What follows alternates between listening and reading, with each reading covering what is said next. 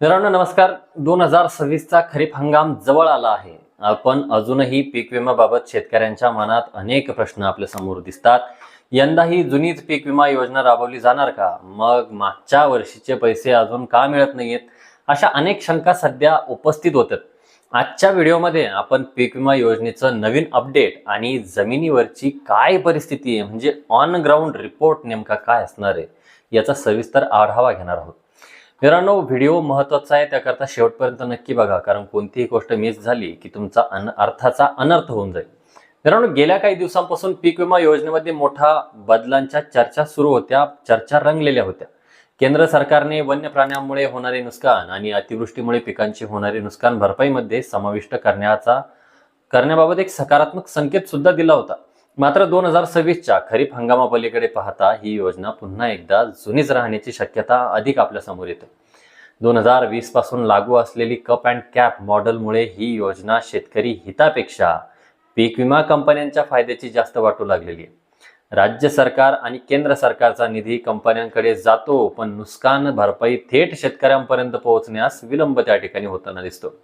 हे वास्तव नाकारता येणार नाही. 2026 मध्ये याच मॉडेलवरती काम चालणार असल्याचे संकेत आपल्या सगळ्यांना मिळत आहेत. पण आता आपण परिस्थिती पाहूयात की नेमकी काय आहे. 2025च्या पीक विम्याचं वाटप अजूनही पूर्ण झालेलं नाही. त्यामध्ये नांदेड असेल, परभणी असेल किंवा अहिल्यानगर असेल यांसारख्या काही जिल्ह्यात थोड्याफार प्रमाणात रक्कम वाटप झाली असली तरी बीड, लातूर, धाराशिव आणि सोलापूर यांसारख्या सर्वाधिक बाधित जिल्ह्यांमध्ये अजूनही शेतकरी पीक विम्याच्या प्रतीक्षेत असल्याचं आपल्या सगळ्यांना दिसतं. अनेक ठिकाणी पीक विमा योजना कागदांवरतीच राहिलेली आणि कागदांपुरतीच राहिलेली, पण प्रत्यक्ष लाभ शेतकऱ्यांपर्यंत पोहोचलेला नाही. काही ठिकाणी केवळ 100-200 रुपयांचे वाटप झालेले आहे, तर काही ठिकाणी कॅल्क्युलेशनची प्रक्रियाच पूर्ण झालेली नाही.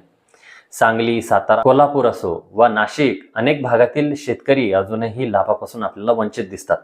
यामुळेच यावर्षी शेतकरी पुन्हा पीक विमा भरण्याबाबत संशयास्पद वागणूक त्या ठिकाणी देणार आहे. मित्रांनो 2026 हे वर्ष अल निनोच्या पार्श्वभूमीवर आव्हानात्मक असू शकतं असे तज्ज्ञ सांगत आहेत. अशा परिस्थितीत पीक विमा हा एक महत्त्वाचा आधार त्या शेतकरी बांधवांसाठी ठरू शकतो. मात्र जुन्याच चुका पुन्हा होणार असतील तर शेतकरी सजग होणं गरजेचं आहे. 29 तारखेला येणारा शासन निर्णय GR नेमका काय दिशा देतो हे पाहणं महत्त्वाचं ठरेल.